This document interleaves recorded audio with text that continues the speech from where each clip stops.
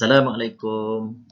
Okey, hari ini kita jumpa lagi untuk menyambung pembelajaran kita untuk sains tahun 3 ya. Okey, tajuk kita pada hari ini ialah proses pencernaan. Ini sambungan daripada proses makanan seimbang yang kita dah belajar pada sesi yang lepas. Okey, sementara tu awak boleh sediakan buku teks dan juga buku aktiviti ya.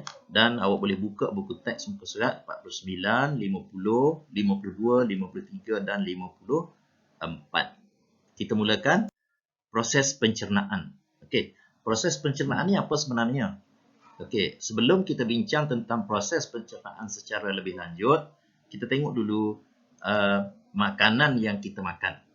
Okey, pada sesi pembelajaran yang lepas awak telah pun menghasilkan satu set makanan seimbang ya. Okey, kemudian bila kita makan makanan tersebut, ke mana makanan itu akan pergi? Okey, agak-agak ke mana makanan itu pergi? Daripada dalam mulut. Okey, seterusnya ke mana? Baik, kita tengok urutan ke mana makanan itu pergi. Okey, urutan aliran makanan. Okey, sebenarnya makanan yang kita makan, okey, bermula daripada mulut, makanan akan masuk melalui satu saluran di leher awak. Okey, saluran itu dinamakan esophagus. Okey, kemudian daripada esophagus, makanan akan turun ke dalam perut. Okey, kemudian daripada perut, makanan akan masuk dalam usus. Okey, usus kita terbahagi kepada dua, iaitu yang pertama usus kecil, kemudian yang kedua usus besar. Dan akhir sekali, makanan tersebut akan keluar melalui dubur. Okey. Okey, proses pencernaan makanan bermula di mulut. Okey, makanan yang kita makan akan dihancurkan di dalam mulut. Okey, sebelum ini awak telah belajar siapa yang menghancurkan makanan? Iaitu gigi. Okey, gigi yang ada dalam mulut kita akan hancurkan makanan tersebut. Kemudian makanan yang telah hancur ditelan dan masuk melalui esophagus. Okey, makanan akan ditelan masuk. Kemudian makanan yang ditelan itu akan sampai ke perut. Apa makanan ini akan buat di perut? Okey, biasanya makanan ini akan berada di perut selama lebih kurang 4 jam. Okey, dan perut kita akan mengeluarkan sejenis bahan yang dipanggil asid. Okey, asid ini akan menghancurkan lagi makanan tersebut menjadi saiz yang lebih kecil dan lembut. Okey, seterusnya makanan akan masuk dalam usus. Okey, yang seperti yang cikgu sebutkan tadi, usus kita ada dua bahagian, iaitu usus kecil dan usus besar. Okey, dalam usus kecil zat-zat makanan akan diserap. Okey, zat makanan, vitamin, protein, semua yang kita makan. Kemudian selepas semua zat-zat makanan yang kita makan tu diambil, maka tinggallah sisa-sisa. Okey, dan sisa-sisa makanan ini akan dikeluarkan melalui dubur. Okey, jadi sisa makanan yang keluar nanti adalah makanan yang tidak dihadam. Baik. Jadi apakah sebenarnya proses pencernaan?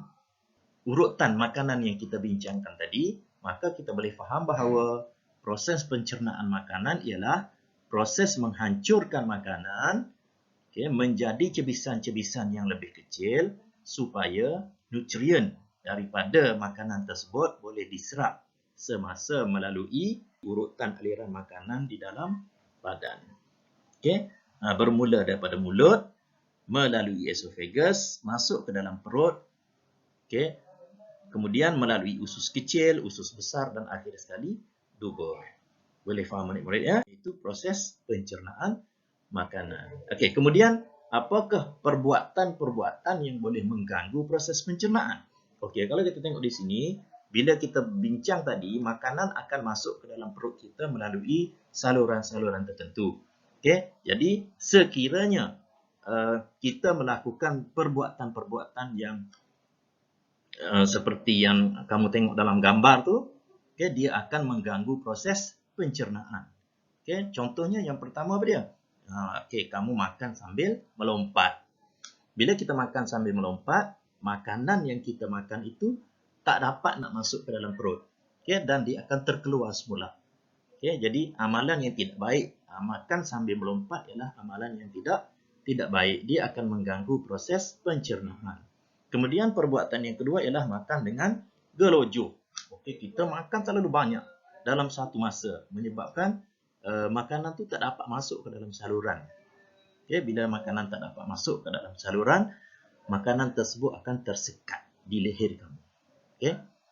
Kemudian perbuatan yang ketiga ialah kita makan sambil bercakap dan juga ketawa. Bila kita makan sambil bercakap ataupun sambil ketawa, makanan yang masuk ke dalam esophagus kita tu akan tertolak keluar semula, menyebabkan kita akan termuntah. Okey, jadi itu adalah perbuatan-perbuatan yang boleh mengganggu proses pencernaan kita. Okey, jadi kesimpulannya, makanlah dengan elok, makanlah dengan perlahan-lahan supaya makanan yang kita makan dapat dicernakan dengan sempurna dan kita dapat menyerap semua zat-zat makanan yang kita makan. Okey, boleh faham murid-murid ya? Okey. Baik, sebelum kita mengakhiri sesi pembelajaran kita pada kali ini, kamu bolehlah menyiapkan latihan dalam buku aktiviti pada muka surat 33, 34, 35 dan 36. Okey. Kemudian bila kamu dah siapkan, ambil gambar dan hantar secara personal kepada cikgu untuk disemak. Okey, itu saja untuk hari ini. Cikgu harap kamu faham apa itu proses pencernaan. Okey, sekian. Terima kasih. Jumpa lagi. Bye.